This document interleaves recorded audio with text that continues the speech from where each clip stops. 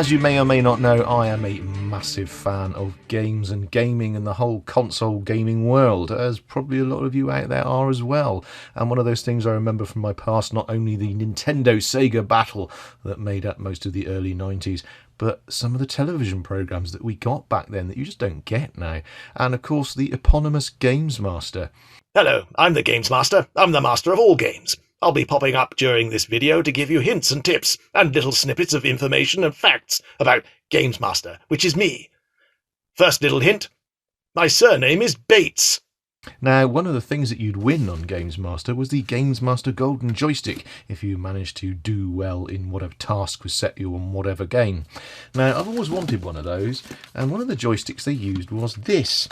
It's the Quickshot Joy 3, if I can get my words around my joystick. Hello, GamesMaster here. Don't tell Philip, but there was lots of joysticks used throughout the series. Not just this one. He likes the look of this one. I mean, everyone likes the look of their own joystick. So I thought, well, I'll have a go at making one of my own. So as I say, I managed to get hold of one. In fact, the first one I bought online, the person sent me the wrong one, which I've actually got a little bit of video of me opening that, unboxing that, and my disappointment. I'll let you have a look at that. One of the joysticks. Let's have a quick look at it here. Now, I know this isn't. In fact, that's not even the one that was in the picture. Arse.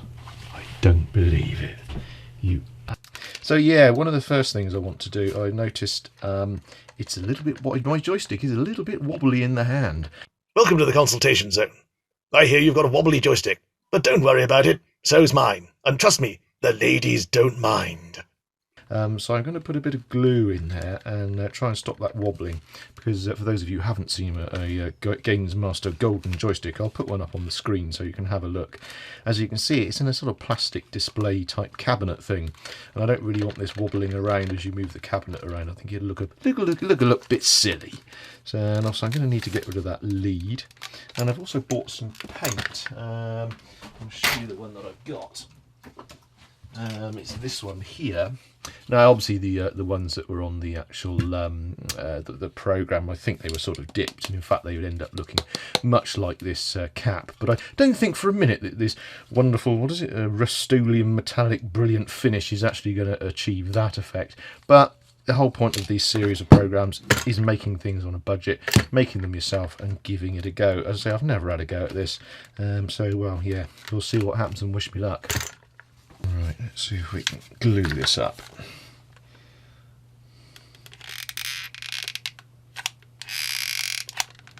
Right, I'll let that set and see if that stops it moving around. You really don't want a waggly joystick, do you? Okay, that seems to have done the job. I've got the glue in there, and that's made it a lot less wobbly.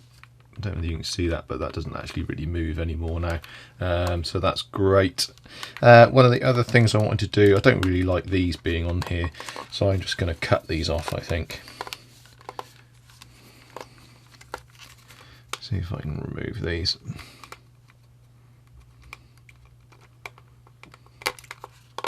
Oh yeah, they come off quite easy. There's no need to do that, Philip. They left them on in the ones in the program. Trust me. It's better to have suckers on your joystick. And the other thing I'm going to need to do is try and get rid of the lead on here as well. I think I may just cut that. You're not going to see the underneath of this once it's stuck into the cabinet. And I want it to sit a bit more flush and a bit more tidy than with these rubber things on. I'm not sure how the original was, but I'm not trying to be 100% accurate. I'm trying to make the one that I want to make, as I do with all my builds. Okay, let's get rid of this lead. Now, if you're wondering, I managed to get this on eBay. Oh, shit. oh, that managed to hold. Oh, well, there you go. That definitely works then, because it hasn't broken. Brilliant. Okay, so that's all stripped down now. I'm going to give this a very quick clean over, get some of the bits off, and then I'm going to prime it with an undercoat. In fact, I'm not going to use a plastic primer plastic undercoat, I'm actually going to use metal. I'll show you the one I use, which is actually this one. I know you're thinking, well, that's not for plastic. Well, I know it's not, but I found it actually gives a much better coat on this sort of plastic than previous builds that I've done. So anyway, there we go. So that's all nice and stripped down and a bit more steady. Let's get the first undercoat on and we'll see how it looks. And one of the other things I was deciding on is, do I get rid, I don't know whether it's coming out on the screen or not, but there's that wording on the front. Don't know whether to get rid of that or not. What do you reckon? Yeah, I think I possibly will. As you can see, I've been giving my can a damn good shaking until all the contents comes out of the nozzle nice and easy and sprays all over my joystick. It's now grey, as you can see. Now it's the undercoat pretty much done. The only advice with this really is be careful where you spray. You've got to lay it down in a few different directions because there's so many dips and curves in it. As you can see, may or may not be able to see, I haven't quite gone into that curve properly there, so I might need to give it another coat. But that's approximately it, and yeah, so we're ready to cover it in gold. Gold! Always believe in your soul. Sorry. Anyway, yeah, right, gold next.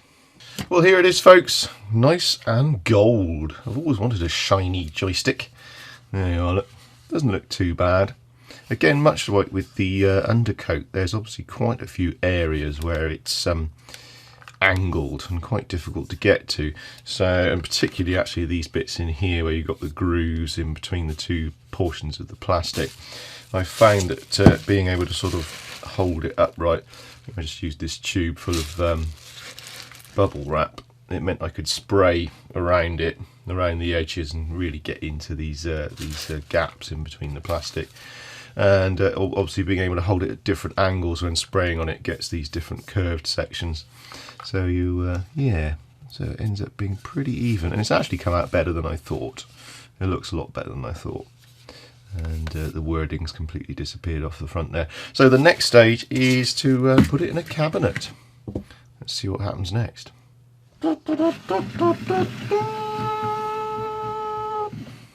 Yep, I finished it. There it is, folks. Oh, I trapped me glove underneath my joystick.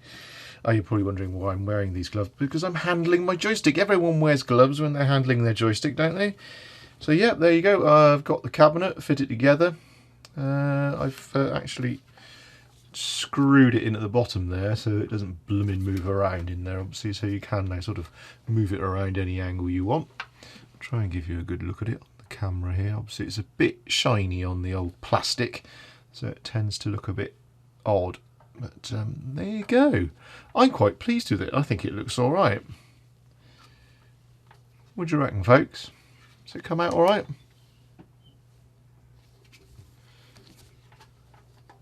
Groovy, man. I've got my own golden joystick. What do you reckon? Whoa, look at that effect. Whoa. Have a close up there for you.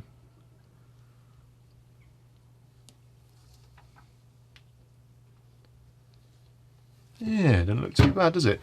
Yeah, this cabinet thing. God, blow into the gloves. It's just one of these, which seems to be Chinese. I think it's manling. It's very manling, which you can just find on the interweb. Just slots together. So as I say, attached it on the base, and then you just attach these bits together. Doesn't look too bad at all. The next step is to see whether the GamesMaster himself will accept it. What do you reckon?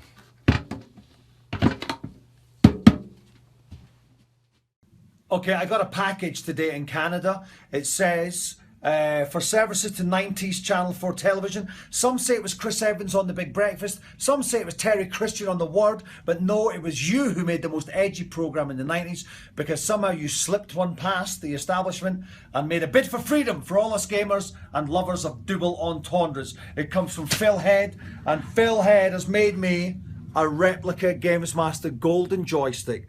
I never ever had one when the show was on, so I've waited over a quarter of a century to go and waggle this one furiously, which I will straight away. Thank you, Phil.